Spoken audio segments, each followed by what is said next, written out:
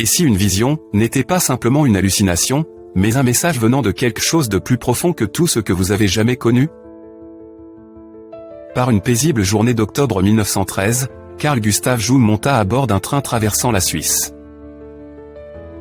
L'homme assis dans ce wagon n'était pas un simple voyageur, il était déjà l'un des psychiatres les plus respectés au monde.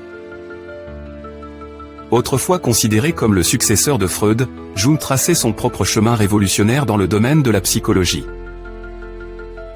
Rationnel, structuré, méthodique. Et puis, c'est arrivé. Alors que Jung regardait par la fenêtre du train, une image terrifiante s'empara de lui, un déluge monstrueux déferlant sur le continent, engloutissant tout sur son passage. Des eaux rouges sang ont englouti les villes. Des corps flottaient à la surface. La dévastation était totale. Il cligna des yeux. Le train avançait en cahotant. Pourtant, la vision persistait. Et ce n'était que le début. Au cours des semaines suivantes, d'autres visions se sont succédées. Des océans de sang. Une mort sans fin. L'Europe en ruine. Jung, toujours le scientifique, craignait le pire, perdait-il la raison? Était-ce une crise psychotique? Il avait étudié ce genre de phénomène. Maintenant, il les vivait. Et pourtant, quelques mois plus tard, la Première Guerre mondiale éclata, déchaînant exactement ce que Jung avait prédit, des rivières de sang et une destruction indescriptible à travers l'Europe. Ce n'était pas de la folie. C'était tout autre chose. Mais pourquoi? Ce moment précis, cette vision unique, a marqué un tournant décisif dans la vie de Jung. Cela l'a bouleversé au plus profond de lui-même, effaçant la frontière entre le monde rationnel et quelque chose d'ancien, de symbolique et de terrifiant. Cela marquerait le début de ce que Jung appelait sa confrontation avec l'inconscient. Une plongée dans un mythe vivant. Dans la folie, mais une folie pleine de sens.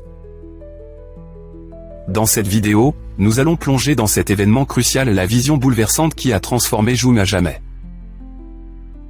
Vous découvrirez pourquoi ce n'était pas simplement une crise psychologique, mais une véritable initiation. Comment cela a conduit à la création du Livre rouge.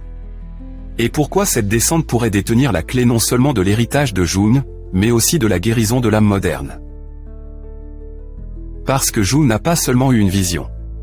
Il l'a écoutée. Et ce qu'il a découvert, pourrait transformer votre perception de votre propre esprit. Carl Jung avait consacré sa vie à l'étude de l'inconscient à travers les mythes, les rêves et l'observation clinique. Mais à l'automne 1913, il se retrouva plongé dans une expérience personnelle si bouleversante qu'elle remit en question tout ce qu'il avait construit. Il avait déjà commencé à ressentir les prémices d'une dépression nerveuse. La tension montait depuis des mois. Sa séparation d'avec Freud plus tôt cette année-là l'avait laissé désorienté, sans ancrage spirituel. Jung l'a décrit comme une période d'incertitude intérieure. Mais rien n'aurait pu le préparer à ce qui allait suivre. La vision lui est apparue alors qu'il voyageait en train. Il regardait par la fenêtre et, en plein éveil, il a vu une immense inondation recouvrir le paysage. Une vague monstrueuse a déferlé sur l'Europe. Des villes entières ont disparu. Des gens se sont noyés. Ce n'était pas une métaphore, c'était une réalité saisissante, sensorielle et terrifiante. Puis vint le sang. Les eaux bleues se teintèrent de rouge. Jung observait les rivières de sang se répandre à travers le continent. Ce n'était pas une image passagère, elle le hantait profondément. Cela se répétait sans cesse les jours suivants. Jung commençait à se demander s'il perdait la tête.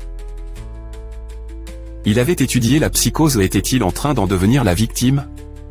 Il écrivit « J'avais l'impression d'être menacé par une psychose, et je faisais de mon mieux pour ne pas perdre pied. » Mais il n'en a parlé à personne. Pas au début.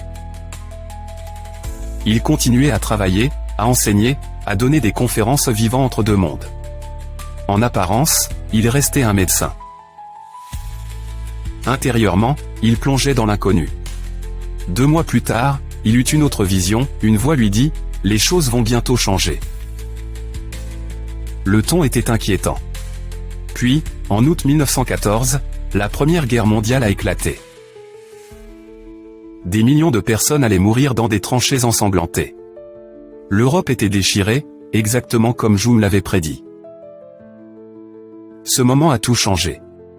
Ce que Jung avait pris pour de la folie s'est révélé être une forme de perception psychique, une fenêtre ouverte sur l'inconscient collectif. Cela lui a prouvé que la psyché n'était pas seulement une affaire personnelle. Ce n'était pas juste une question de souvenir ou de traumatisme. C'était mythique. Presque archétypal. Vivant. Plus tard, il a écrit « C'était comme si quelque chose de plus grand que moi m'avait touché l'épaule. » Mais ce n'était que le début. Au lieu de reculer, Jung a pris une décision audacieuse et terrifiante. Il a décidé d'aller plus loin. Si l'inconscient voulait s'exprimer, il était prêt à l'écouter. Pas en tant que scientifique. Pas en tant que thérapeute. Mais en tant qu'être humain en crise, il a vidé son agenda, réduit ses obligations extérieures et entamé ce qu'il appelait sa confrontation volontaire avec l'inconscient. Chaque jour, il entrait dans un état méditatif éveillé et laissait ses rêves prendre vie. Il appelait cette pratique l'imagination active. Ce qui a émergé n'était pas des pensées abstraites, mais des rencontres complètes, dialogues avec des figures, visions de Dieu, batailles mythiques, paysages oniriques débordant de sens. Il a tout consigné à la main, d'abord dans de petits carnets, puis transcrit dans un grand folio rouge relié en cuir, orné de calligraphie lumineuse et de peintures mystiques. Cela devint le livre rouge. Ce que Jung